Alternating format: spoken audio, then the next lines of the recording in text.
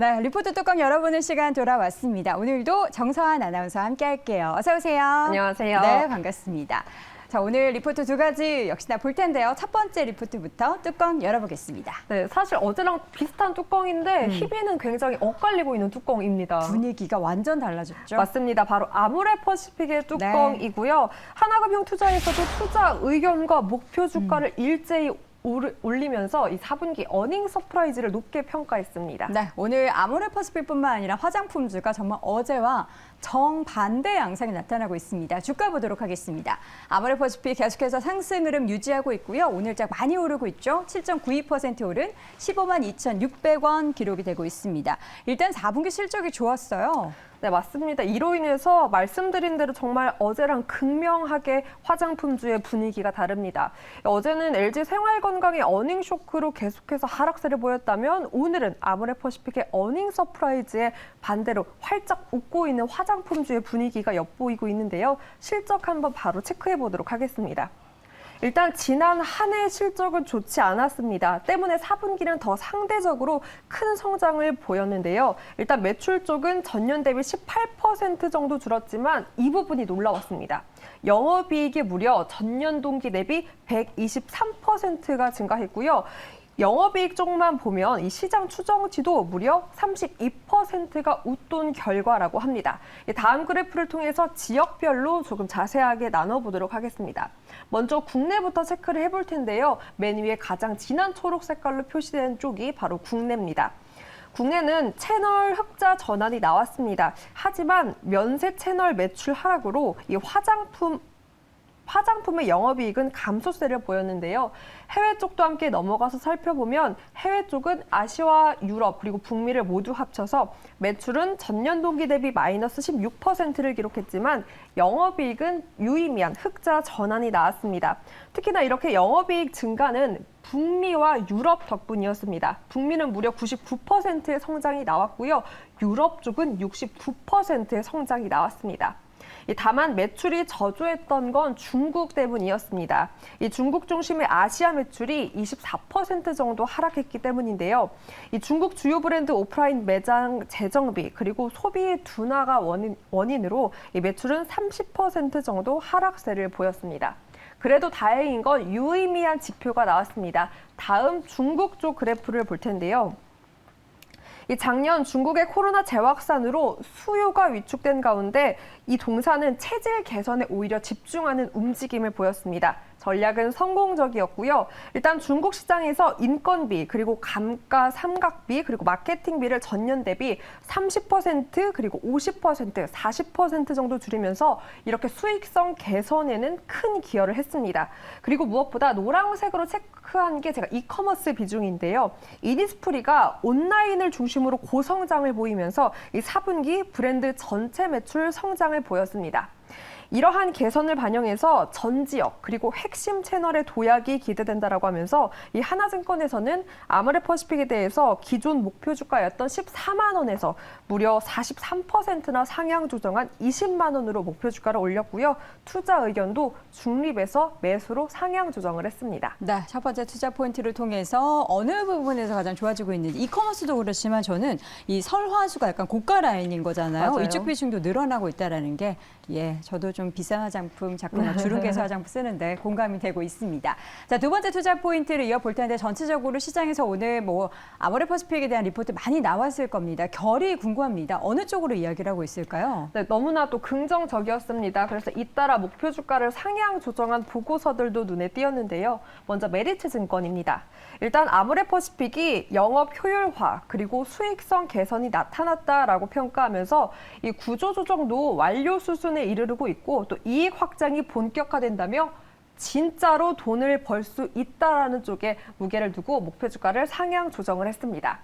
이 교보증권에서도 중국과 북미 그리고 유럽 지역의 이익 기여가 부각받을 수 있다라고 하며 이 실적 개선 본격적으로 보여줄 것이다라는 의견과 함께 목표 주가를 상향 조정을 했습니다. 물론 이러한 기대감 가득한 의견을 경계해야 한다라는 보수적인 시선도 있었는데요. 이 DB금융투자는 손익계산은 유의미하다고 봤습니다. 하지만 1분기 실적에 대한 기대치가 다소 높다라며 그 기대치를 줄일 필요가 있다라는 의견과 함께 목표 주가를 유일하게 하향 조정했습니다. 네. 자, 이렇게 아모레퍼시픽에 대한 리포트 전체적으로 봤고요. 지금 보니까 현재 주가 대비 목표 주가 한 20만 원은 상승 여력이 한 30% 초반 정도니까 원래는 40%였는데 오늘 너무 올랐기 때문에 제가 빼기를 빠르게 했습니다. 그래서 30% 초반 정도 이뤄내고 있습니다. 아니, 이렇게 보니까 고점에서 등락을 하는 것 같잖아요. 어제 LG생활건강 봤던 것처럼 주가 차트를 좀 좁혀서 보도록 하겠습니다. 지난 10월이었죠. 10월 이후에 리오프닝에 대한 기대감으로 주가는 반등세 보였습니다. 그러나 뭐 이전 대비해서는 주가가 많이 낮아져 있는 상황이라는 것은 이렇게 보시면 아실 수 있을 겁니다. 8만 원대에서 지금 15만 원대까지 올랐고요. 현재 제시되고 있는 목표 주가는 아직까지는 20만 원대입니다. 이것도 상향 조정한 거기 때문에 앞으로 1분기, 2분기를 지나서 실적이 증가할 때마다 얼마나 목표 주가도 올라가는지 확인해 보겠습니다. 첫 번째 리포트 아모레퍼시픽 확인해 봤고요. 두 번째 리포트 뚜껑 바로 열어보겠습니다. 네, 진짜 뚜껑입니다. 참치캔 뚜껑으로 또 유명할 수 있는데 네. 동원 F&B고요. 추세 상승이 기대된다라고 네. 하면서 DB금융투자에서는 긍정적인 향후 포인트들을 제시했습니다. 네, 저는 개인적으로 돼지고기 김치찌개보다는 참치 김치찌개 오. 참 좋아해서 많이 사용을 하는데 동원 F&B 오늘장 주가 먼저 보도록 하겠습니다. 자, 오늘 동원 F&B 주가도 오름세 보이고 있죠. 2.87% 오른 16만 8,400원 기록이 되고 있습니다.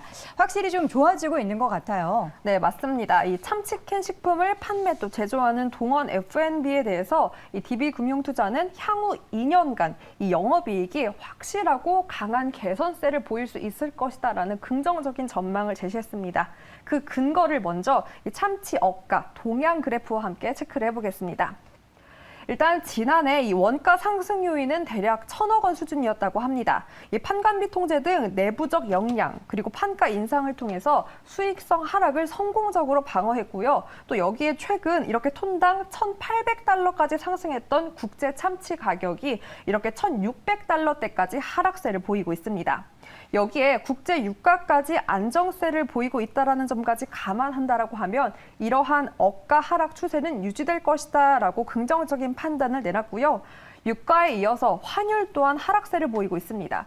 이러한 추세들을 더한다면 이 동사의 현재 82% 정도를 웃도는 안정적인 참치캔 시장 지배력 상승에 더욱더 힘을 실어줄 것이다라는 긍정적인 전망이었고요. 이 때문에 지난해 축소됐던 참치캔 부분의 수익성 강화 계속해서 보여줄 수 있다라는 전망이 나왔습니다. 네, 첫 번째 투자 포인트를 통해서 개선세 확인을 했고 두 번째 투자 포인트는 역시나 이제 음식료 쪽에 있어서의 가장 큰 상승 모멘텀, 매출의 증가에 그렇죠. 대한 모멘텀은 가격 인상이죠. 맞습니다. 참 이 소비자 입장에서는 그렇게 썩 달가운 소식은 네. 아닌데요. 원재료 상승으로 인한 그 수익 방어를 위해서는 정말 어쩔 수 없는 음식료 기업들의 선택이기도 합니다. 이 동사도 그랬고요. 먼저 그럼 주력 제품의 가격 추이 그래프 함께 보도록 하겠습니다. 이 동사는 참치캔, 그리고 죽, 김, 냉동식품, 이렇게 즉석식품류 등 일반 식품 가격을 일제히 인상한 바 있습니다. 가격 인상은 성공적으로 진행이 되었고요.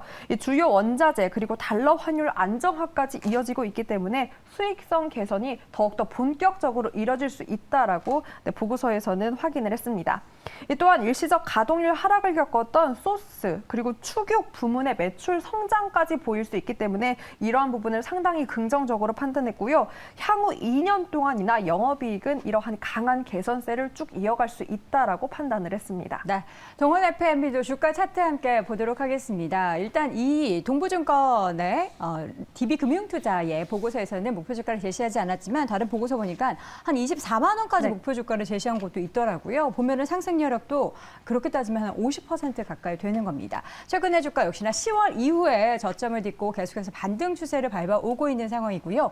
최근의 움직임들은 다시금 좀 힘을 내고 있는 상황입니다. 과연 동원 F&B의 주가는 얼마나 더 올라갈 수 있을지 제가 참치 맛있게 먹으면서 지켜보겠습니다. 자, 이렇게 해서 오늘도 리포트 뚜껑 열어보니 두 종목 확인해봤고요. 정서한 아나운서와 함께했습니다. 고맙습니다. 고맙습니다.